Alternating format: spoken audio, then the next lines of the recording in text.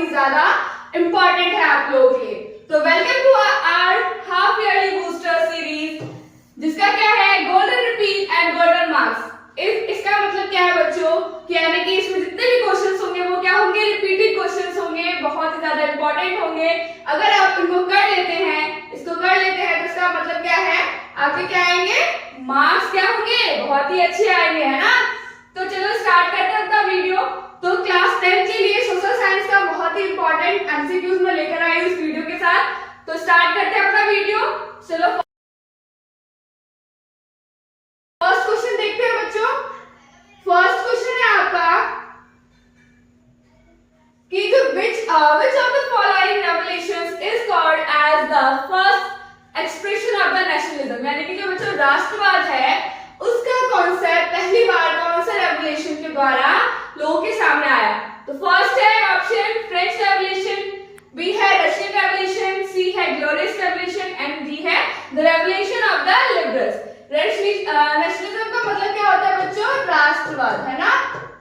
जो राष्ट्रवाद है बच्चों वो कौन से रेवोल्यूशन से कॉन्सेप्ट निकल कर आया है, तो इसका आंसर होगा फ्रेंच रेवोल्यूशन, है ना।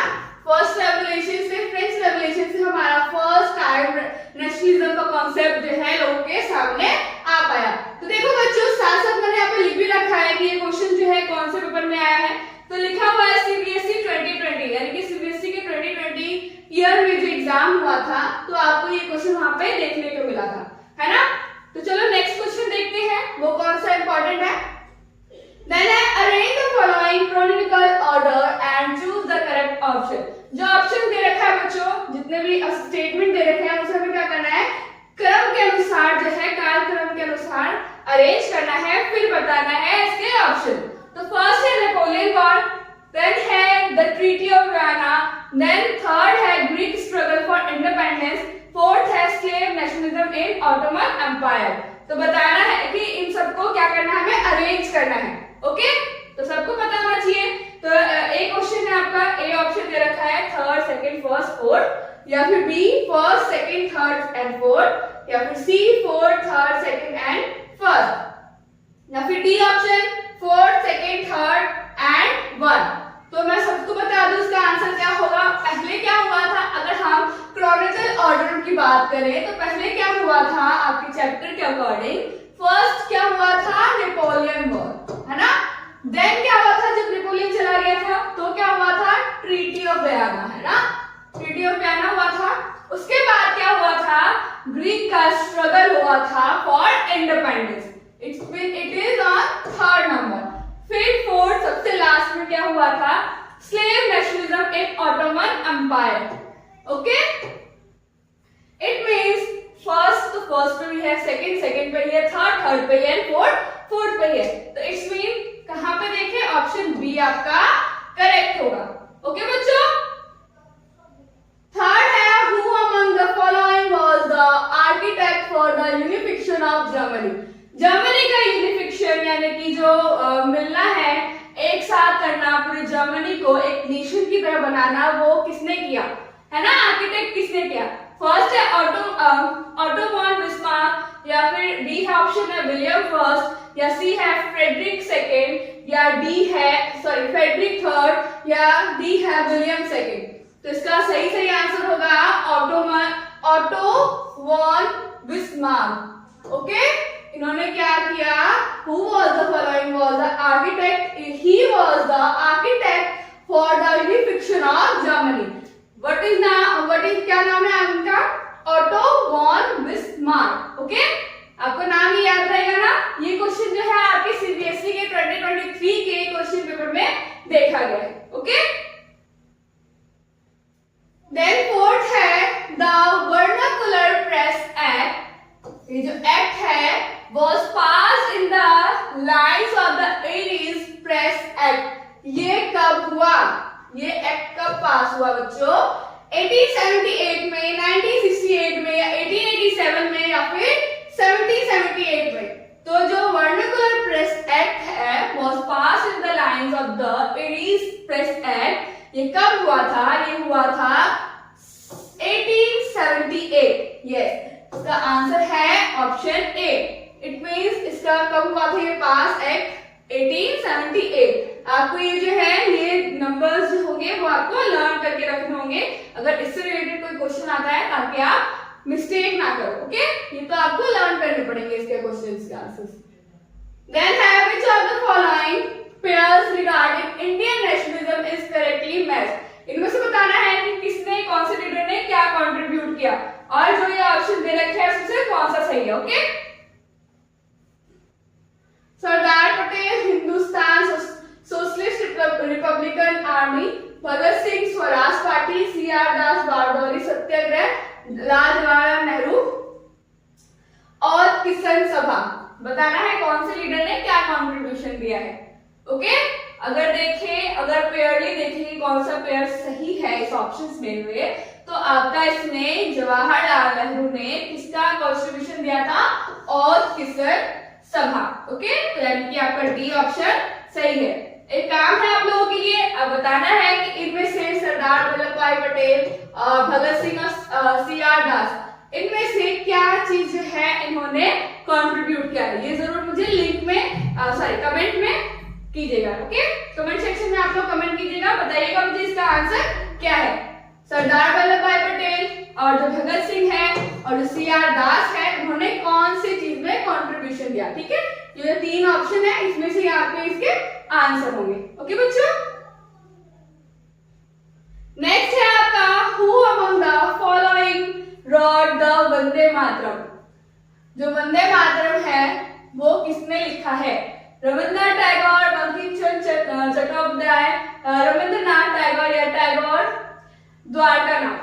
तो सभी को पता होगा, है ना, आप बचपन से ही स्कूल जाते हो, आपके यहाँ पे वंदे मातरम होता है ना, राष्ट्रगीत, राष्ट्रगान, सभी चीज होती है ना प्रेयर में, असेंबली में। तो ये तो सबको पता होगा ना बच्चों कि जो वंदे मातरम है वो किसने लिखा। तो इसका सही आंसर क्या होना चाहिए, वंदे मातरम बंकिम चंद्र चट्टोपाध्याय ने लिखा था। ओके, एक मोस्ट इंपॉर्टेंट क्वेश्चन देखो, बहुत सारे एमसीक्यूज क्या होते हैं बच्चों, चैप्टर्स के अंदर से आते हैं ना, चैप्टर के बीच में से आते हैं। तो इसलिए इंपॉर्टेंट है कि चैप्टर, अगर आपने अब इतना टाइम नहीं है कि आप सारे चैप्टर्स को रीड करो, इसलिए आपके लिए ये वीडियो बहुत ही ज्यादा यूजफुल है, इंपॉर्टेंट है। अगर आपके फ्रेंड्स ने भी अभी तक पढ़ाई नहीं की है, चैप्टर्स को पढ़ने का टाइम नहीं है आपके पास, तो क्या करो, ये वीडियो जो है आप उनके पास शेयर करो, उनके साथ साथ आप भी इस वीडियो को देखिए, और पता चलेगा कि क्या क्या जो है एमसीक्यूज इंपॉर्टेंट है और क्या क्या क्वेश्चन जो है आपके पेपर में आ सकते हैं। ओके, चलो स्टार्ट करते हैं, नेक्स्ट करते हैं, कंटिन्यू।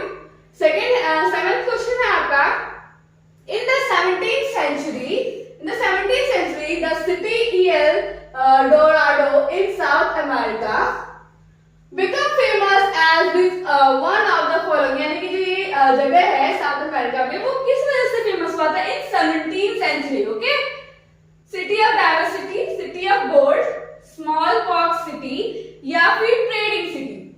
तो बच्चों 17th सेंचुरी में ई एल डोराडो इन जो साउथ अमेरिका में है वो किस वजह से फेमस हुआ था, किस नाम से फेमस हुआ था, city of gold. Okay, option B is right, city of gold के नाम से। ऐसे भी क्वेश्चन आ सकता है कि जो सिटी ऑफ गोल्ड है वो कौन सा जो जगह है साउथ अमेरिका में उस नाम से फेमस हुआ। तो आपको दोनों टाइप से आपको याद रखना है। ओके, ई एल डोराडो जो है वो 17th सेंचुरी में साउथ अमेरिका में जो ये स्थित है वो किस नाम से फेमस हुआ था, सिटी ऑफ गोल्ड के नाम से फेमस हुआ था। ओके बच्चों, नेक्स्ट है which one of the following religions emerged from the eastern India spread in several directions through intercasting points on the Silk Route। Silk route से बताना है कि कौन सा जो धर्म है उसकी स्प्रेडिंग हुई थी, यानी कि फैलाव हुआ था इस रास्ते, कौन सा रास्ते, सिल्क रूट से। कौन सा रिलीजन था वो, हिंदुइज्म था, क्रिश्चियनिटी थी, बुद्धिज्म था या जैनिज्म था। तो इसका सही आंसर क्या होगा बच्चों, इसका आंसर होगा कौन सा, सिल्क रूट से कौन सा गया था, हिंदुइज्म या फिर क्रिश्चियनिटी या बुद्धिज्म या फिर जैनिज्म। तो इसका आंसर होगा सिल्क रूट से गया था वो बुद्धिज्म। ओके, बुद्धिज्म की जो रिलीजन में जो इंडिया से वो गई थी वो कौन सा, बुद्धिज्म था रिलीजन। इसको स्प्रेड किया गया था कौन से रास्ते से? हमारे सिल्क रूट के रास्ते से। ओके,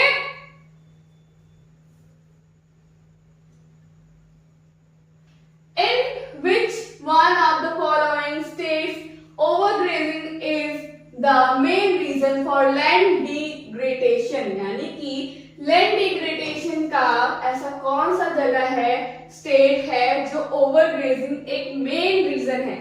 ओके, लैंड डिग्रेडेशन का महाराष्ट्र है या पंजाब है, हरियाणा है, यहाँ पे नेक्स्ट ऑप्शन लिख लो, उड़ीसा। ओके, बताओ इनमें से क्या है, कौन सा ऐसा जगह है जिस वजह से वहां पर क्या हो रहा है, डिग्रेडेशन हो रहा है। तो क्या है बच्चों, कौन सा जगह है? वो जगह है महाराष्ट्र। ओके, देखो ये क्वेश्चन भी कहां से लिया गया, हमने कहां से लिया है, सीबीएसई 2020 के एग्जाम में ये क्वेश्चन जो है बहुत बार हमें देखने को मिला, ये क्वेश्चन जो है रिपीटेड है। ओके, इसीलिए मैं ये क्वेश्चंस को अपने पीपीटी में लेकर आई हूँ। नेक्स्ट क्या करना है, आइडेंटिफाई करना है सॉइल। ठीक है, कुछ स्टेटमेंट दे रखे हैं इसके अकॉर्डिंग कि ये कौन सा सॉइल है। Okay, it develops in areas with high temperature, ये जो सॉइल है, ये जो मिट्टी है वो वहां होती है जहां पर टेम्परेचर क्या होता है, हाई होता है। Okay, it is a result of intense heating due to heavy rain, heavy rain के कारण जो है इसकी क्या होती है, बनावट होती है। ह्यूमस कंटेंट इज लो, जो ह्यूमस होता है इस सॉइल में वो क्या होता है, लो होता है। तो फिर इसके रिलेटेड क्या है, चार ऑप्शन दिए हैं आपको, arid soil, yellow soil, laterite soil या ब्लैक सॉइल। देखना है कि ऐसा कौन सा सॉइल है जिसकी टेम्परेचर हाई है। ओके, वहां पर ये डेवलप होता है सॉइल। देन बताना है हैवी रेन होती है, इसके कारण यहाँ पे क्या होता है, इंटेंस लीचिंग होती है। फिर ह्यूमस कंटेंट जो बताना है वो क्या होती है, इसकी लो होती है।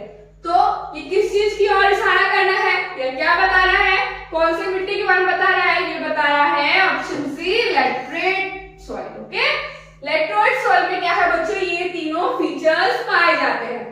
ओके बच्चों, आपको जो स्टेटमेंट दी होगी इसको पढ़ के एनालाइज करके आपको पता लगाना है कि कौन से सॉइल के बारे में बता रहा है। अगर हमने देखा ये तीनों फीचर किसमें पाया जाता है, तो हम बता पाएंगे कि ये जो फीचर है वो किसमें पाया जाता है, लेटरेट सॉइल में ये फीचर्स आपको देखने को मिलते हैं। ये क्वेश्चन भी आपके सीबीएसई 2024 के क्वेश्चन पेपर से लिया गया है। नेक्स्ट है which of the following is correctly matched, बताना है कि इसमें से कौन सा जो है मैच हो रहा है correct. Alluvial soil, genetic plain, black soil, Himalayan region, arid soil, western Ghat, laterite soil, desert area. इसका सही आंसर होगा ऑलिवल सॉइल जो है आपका जेनेटिक प्लेन के पास जो है पाया जाता है। Okay, match the following, match करना है, कुछ नेशनल पार्क के रखा है, स्टेट बताना है कि जो नेशनल पार्क है बच्चों वो इन स्टेट में पाया जाता है कि नहीं। ओके, तो जो काजीरंगा है क्या वो मध्य प्रदेश में है, जिम कॉर्बेट असम है, सुंदरबन जो है उत्तराखंड, बंदरबागर यानी कि वेस्ट बंगाल से मैच करना है, इसको अकॉर्डिंग आपको इसमें लगाना है। एक देखो जो काजीरंगा है, आप पहले ये देखो काजीरंगा कहाँ कहाँ पाया जाता है ना, तो देखो मध्य प्रदेश, असम, उत्तराखंड या वेस्ट बंगाल, तो क्या होगा इसका फर्स्ट का बी, असम में है ना। तो देख लो फर्स्ट का बी कहीं है, इसमें है ना, फर्स्ट का बी कहीं नहीं है ना। फिर जिम कॉर्बेट कहाँ पाया जाता है, जिम कॉर्बेट कहाँ होता है, जिम कॉर्बेट जो नेशनल पार्क बच्चों को कहाँ है, उत्तराखंड में है। ओके, सी। अब देख लो सेकंड का कहीं सी है, सेकंड का सी यहाँ भी है और यहाँ भी है। ओके, थर्ड देखो सुंदरबन, सुंदरबन कहाँ पे बच्चों, ये है वेस्ट बंगाल में, ऑप्शन बी। ओके, तो थर्ड का डी यहाँ पे है ना, इसमें कहीं है, यहाँ पर भी है। लेकिन देखो इन ये जो मैच हो रहा है इसमें भी है, इसमें नहीं है। इसमें देखो बी और सी केवल क्या हो रहा है, एक एक मैच हो रहा है, जो तीन बताया वो किसमें मैच हो रहा है, इसमें। तो इसमें आपको आंसर मिल गया, ऑप्शन डी आपका सही है। फोर्थ आपको नहीं पता होगा तो आप लगा लेना, इसमें से देख के फोर्थ का ए। ओके, यानी कि ए। तो आपका आंसर मिल गया। ये आपको पता होना चाहिए बच्चों, ये बहुत इंपॉर्टेंट क्वेश्चन है, आपके एमसीक्यूज में भी आ सकते हैं, है ना, वन वर्ड के क्वेश्चन आते हैं उसमें भी आ सकते हैं वेरी शॉर्ट टाइप में। तो आपको ये पता होना चाहिए कि जो नेशनल पार्क है वो कौन से स्टेट में उपस्थित है। ओके, नेक्स्ट देखिए, Sariska tiger reserve is located in the one of the following state. कौन से स्टेट में पाया जाता है? मध्य प्रदेश, राजस्थान, उत्तर प्रदेश या महाराष्ट्र। तो सरिस्का टाइगर रिजर्व जो जगह है वो कहाँ पाया है, कहाँ लोकेटेड है? ये लोकेटेड है राजस्थान में। Option B is right. Next है choose the correct option regarding major state in the Krishna Godavari issue. Krishna Godavari issue का बताना है कहाँ, कौन से स्टेट में है ये, कौन से स्टेट में हुआ था ये? कर्नाटका, केरला एंड तमिलनाडु, महाराष्ट्र, कर्नाटक, आंध्र प्रदेश, गुजरात, महाराष्ट्र एंड मध्य प्रदेश, झारखंड, आंध्र प्रदेश और उड़ीसा। इसमें बताना है कृष्णा गोदावरी इशू जो है वो कहाँ, कौन से स्टेट के बीच हुआ था? तो ये हुआ था बच्चों option B, Maharashtra, Karnataka and Andhra Pradesh के बीच। ओके बच्चों, इसका आंसर, सही आंसर है बी ऑप्शन। बताना था हमें कृष्णा गोदावरी का जो इशू हुआ था वो हमें कौन से मेजर स्टेट के बीच देखने को मिला? तो क्या मिला? महाराष्ट्र, कर्नाटका एंड आंध्र प्रदेश के बीच। Okay, in which of the following states in bamboo drip irrigation system. बताना है कि जो ये तरीका है बैम्बू ड्रिप इरिगेशन सिस्टम का वो कहाँ पे प्रिवलेंट हुआ था, है ना? तमिलनाडु में, वेस्ट बंगाल में, मेघालय में या उड़ीसा में। तो बच्चों ये कहाँ हुआ था? ये हुआ था, बताना है ना, बैम्बू ड्रिप इरिगेशन सिस्टम कहाँ पे प्रिवलेंट हुआ था? तो ये हुआ था बच्चों मेघालय में। ओके, मेघालय में होता है ये। ऑप्शन सी आपका सही आंसर है। बताना है आप सेकंड 16th क्वेश्चन आपका, which one of the following is the majority community in Sri Lanka. Sri Lanka में बताना है ऐसी कौन सी कम्युनिटी है जिसकी मेजॉरिटी है, कौन सी लैंग्वेज की मेजॉरिटी है? सीलीज, इंडियन तमिल, श्रीलंका तमिल या क्रिश्चियंस। आपके फर्स्ट चैप्टर ना सिविक्स में जिसमें बताया गया है मेजॉरिटी माइनॉरिटी कौन कौन सी लैंग्वेजेस है, वहां पे सिविल वॉर हुआ था या नहीं हुआ था, है ना?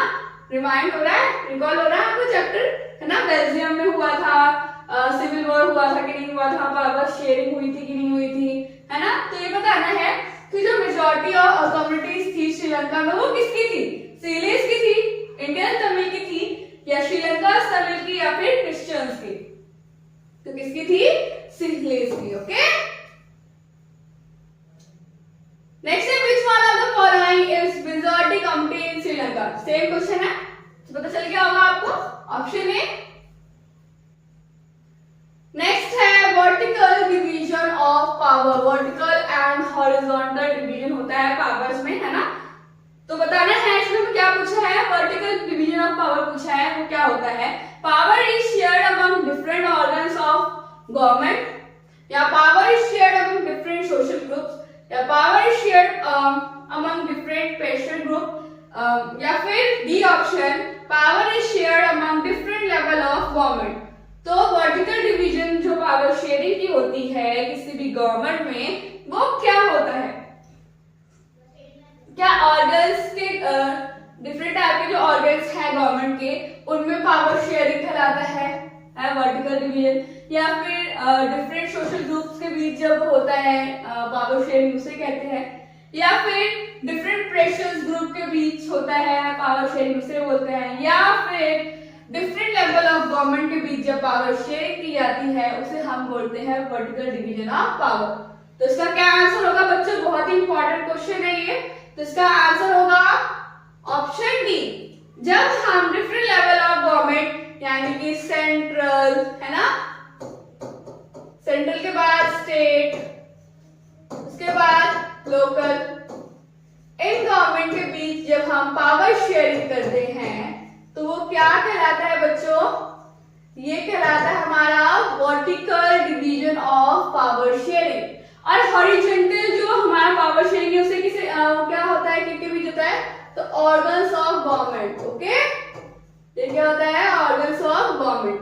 ऑर्गन्स ऑफ गवर्नमेंट क्या होता है, आप मुझे ये कमेंट करके बताएंगे। ओके, ये क्वेश्चन है आपका, 2 क्वेश्चन मैंने दे दिया आपको, वो बताओ आपकी जो ऑर्गन्स ऑफ गवर्नमेंट होते हैं वो कौन होते हैं, ये मैंने बता दिया। इसमें क्या होता है, हॉरिजॉन्टल पावर शेयरिंग होती है। ओके, जब ऑर्गन्स ऑफ गवर्नमेंट में जब पावर शेयरिंग होती है तो वो हॉरिजॉन्टल पावर शेयरिंग कहलाती है। Okay, clear.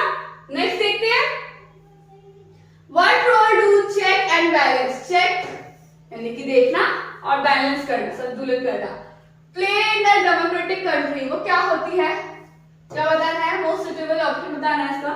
To establish a direct form of government without representatives, to create a separation of power, to prevent from authoritarianism, या फिर to prevent any change to the constitution, to या फिर D option, to ensure absolute power from one branch of the government. बताना है check and balance की जो democratic country में check and balance जो है वो क्या रोल निभाती है, वो क्या होता है। तो क्या होता है, हम क्या करते हैं, पावर्स को बांट देते हैं, है ना। जो हमारे 3 ऑर्गन्स हैं वो आप मुझे बताओगे कौन कौन सा ऑर्गन है हमारे गवर्नमेंट। ओके, तीन ऑर्गन्स होते हैं हमारे गवर्नमेंट के, उन तीनों में क्या होती है, पावर शेयरिंग होती है। बट क्या होता है, अगर पावर शेयरिंग करके उन्हें हम छोड़ दें तो क्या कोई भी रिस्पॉन्सिबिलिटी निभाएगा, नहीं निभाएगा। तो क्या करते हैं, हम उस पर निगरानी के लिए भी हम कोई रखते हैं, है ना। जब तीनों लोग जो हैं अपनी अपनी रिस्पॉन्सिबिलिटी को अच्छे तरीके से करते हैं और वो वही तीनों क्या करते हैं, एक दूसरे पर क्या करते हैं, निगरानी रखते हैं, उसे हम क्या करते हैं, check and balance. Okay, check भी करना है, बैलेंस भी करना है। तो इसका मतलब होता है सीधा ऑप्शन अभी आपका सही है, टू क्रिएट अ सेपरेशन, क्या करना है, सेपरेशन करना है पावर का, two powers, to prevent from authoritism. Okay, हमें किसी पावर को एक के हाथ में नहीं देना, हमें पावर्स को क्या करना है, सेपरेट करना है। ओके, ये आपका सही ऑप्शन है। Choose the correctly matched pair, जो पेयर मैच है उसे बताना है। कनाडा में यूनिटरी है, बोल्विया में फेडरल है, ऑस्ट्रिया में यूनिटरी है, या स्पेन में फेडरल है। यूनिटरी इट्स मीन जब सारे पावर क्या हो, 1 पर्सन के पास हो, power 1 person, it's mean central में हो। ओके, इतना हो समझो, जब पावर्स क्या हो हमारे सेंटर्स में हो, सेंट्रल के पास हो। Federal it's mean power sharing. Okay, हमारे 3 तरह की जो लेवल गवर्नमेंट है उसमें क्या हो, power sharing it's mean federal. तो बताना है कि कौन से कंट्री में ये सिस्टम है या नहीं। ओके, कौन सा आपको मैच हो रहा है, कौन सा सही है। तो सही ऑप्शन आपका डी है। स्पेन में क्या है, फेडरल है, इसका बता दूं। ऑस्ट्रेलिया में भी क्या है, फेडरल है। कनाडा में क्या है, फेडरल है, लेकिन बोल्विया में क्या है, यूनिटरी है। ओके, आई होप आपको ये समझ आ गया। देखो सीबीएसई 2025 के क्वेश्चन पेपर में आपको ये क्वेश्चन जो है देखने को मिला होगा। नेक्स्ट है, इसमें बताना है कि कौन सा ऑप्शन सही है, कौन सा पेयर जो है सही है। कॉन्ट्रैक्ट लिस्ट में एजुकेशन आता है, या कॉन्ट्रैक्ट लिस्ट में डिफेंस आता है, या कॉन्ट्रैक्ट लिस्ट में पुलिस आती है, या कॉन्ट्रैक्ट लिस्ट में ट्रेड आती है। ओके, तो क्या होगा इसका सही आंसर बच्चों, कॉन्ट्रैक्ट लिस्ट में क्या आती है, एजुकेशन, मैरिज, है ना, अडॉप्शन, ये सभी किस में आता है, ये आता है हमारे कॉन्ट्रैक्ट लिस्ट में। ओके बच्चों,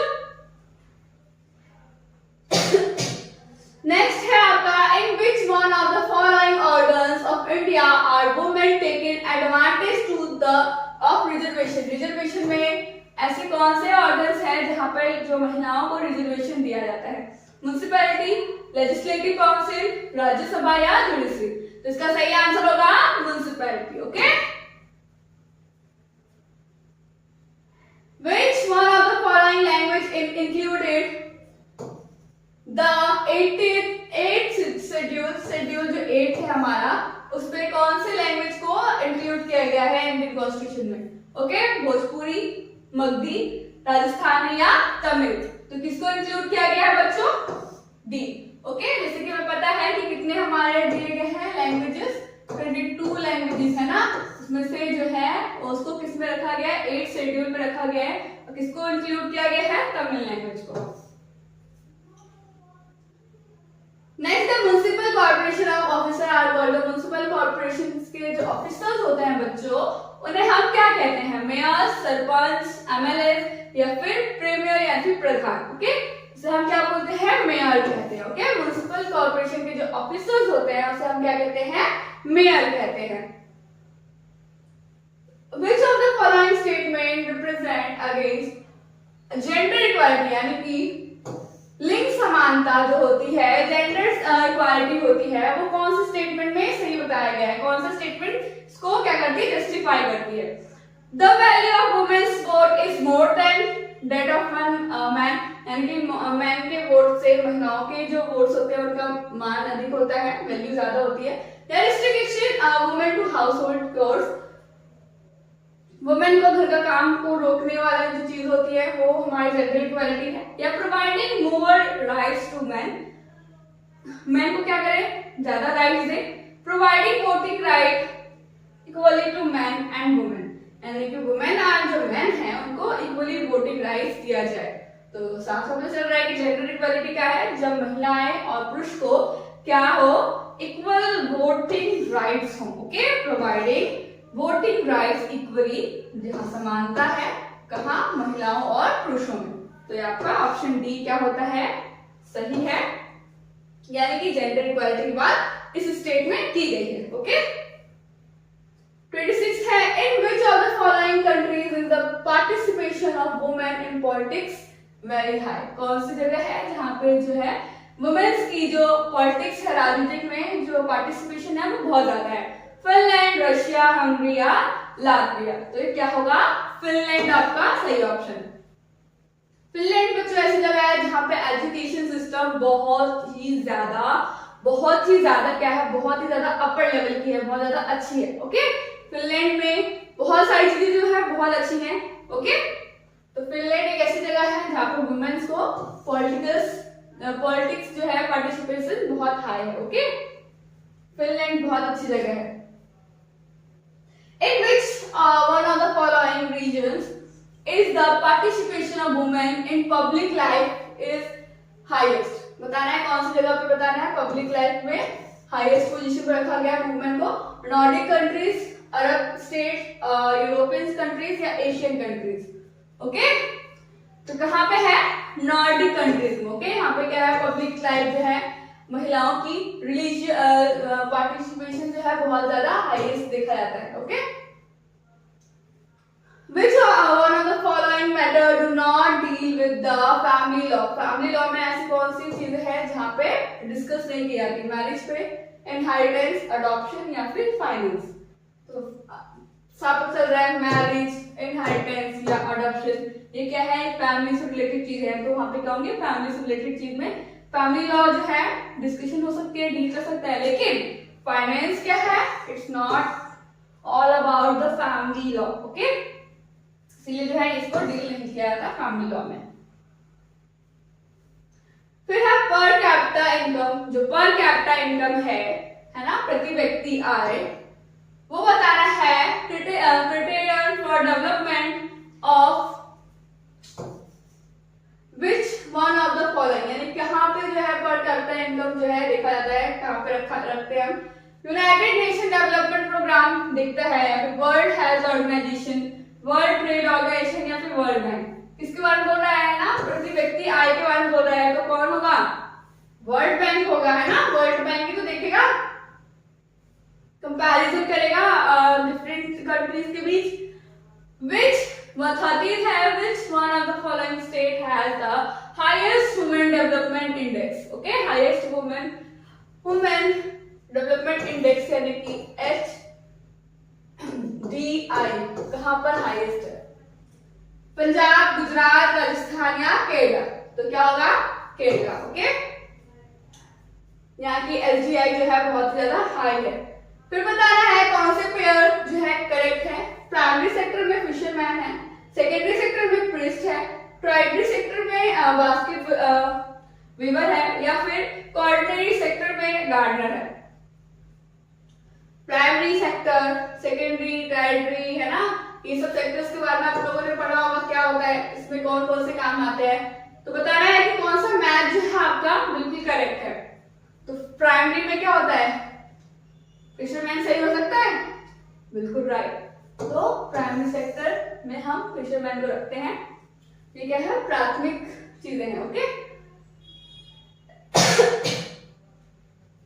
फिर है आपका एक क्वेश्चन, एक्स मान लो कोई जो है कहाँ रहता है, टाउन में रहता है, एक्स नाम है किसी का, he cultivates flower along with animal husbandry, the work of X, यानी कि जो ये फ्लावर वाला वर्क कर रहा है will fall under which sector of economy, कौन सा सेक्टर में आता है ये। Okay, he cultivates flower along with animals। Okay, इसमें आएगा ये कोई चीज को क्या कर रहा है, स्टार्ट ही कर रहा है करना ना, तो क्या होगा ये प्राइमरी सेक्टर। ओके, क्या इसका काम किसमें आ रहा है, प्राइमरी सेक्टर में, प्राथमिकता में। The exchange of goods with the commodity is known as, यानी कि कोई भी चीज को हम सामान के बदले जब सामान लेते हैं उस सिस्टम को क्या कहते हैं, double constant of bond, local trade या डोमेस्टिक ट्रेड या फिर फॉरेन ट्रेड। सबको पता होगा ये है ना, कोई भी चीज को हम सामान के साथ बदले तो उसे हम क्या कहते हैं, डबल कॉन्स्टेंट ऑफ बॉन्ड्स।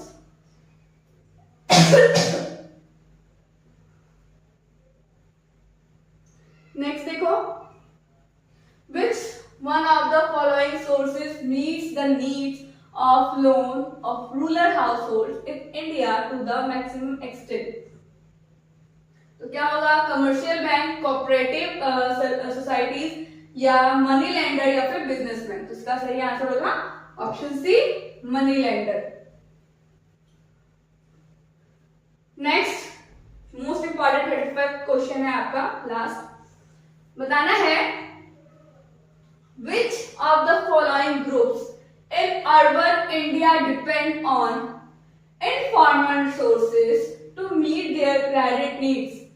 क्या होगा, poor households, household with few assets, या both poor households and households with few assets, both well off households and household with few assets। तो इसका आंसर क्या होगा बच्चों, जल्दी सोचो। हाँ, करेक्ट आंसर आपका होगा C, both poor households and household with few assets. इसी के साथ हमारा ये लेक्चर कंप्लीट होता है। आई होप आप लोगों को ये वीडियो अच्छी लगी होगी, समझ में आया होगा, इंटरेस्टिंग लगा होगा। ये जो बच्चों जितने भी 35 क्वेश्चन थे, बहुत ही ज्यादा मोस्ट इंपॉर्टेंट क्वेश्चन थे आप लोगों के लिए एग्जाम के पॉइंट ऑफ व्यू से। अगर आपको एग्जाम में अच्छे मार्क्स लाने हैं, गोल्डन मार्क्स लाने हैं, तो आप ये वीडियो अच्छे से देखिए, समझिए और इसको करिए। ओके, एसएसटी में सोशल साइंस में बच्चों सिलेबस बहुत ज्यादा वास्ट होता है, उसको करना एक दिन में 2 दिन में बहुत ही ज्यादा मुश्किल है। अगर आपने अभी तक कुछ नहीं भी पढ़ा है, अगर आप ये वीडियो देख लेंगे, अगर आप ये 35 क्वेश्चन करेंगे, तो आज मैं गारंटी देती हूँ आपके क्वेश्चंस में अगर क्वेश्चन आए होंगे ना, अगर 10 भी आते हैं आपके अगर एमसीक्यू, तो उसके इसमें से आपके 8 क्वेश्चन जो है डेफिनेटली इसी पार्ट में से आपको देखने को मिलेगा। ओके, तो हमारे साथ बने रहिए, आपको इसी तरह की जो है मोर वीडियोस जो है आपको इसी चैनल पे मिलेगा, प्रोवाइड किया जाएगा। तो बने रहिए हमारे साथ। Bye bye, thank you for watching.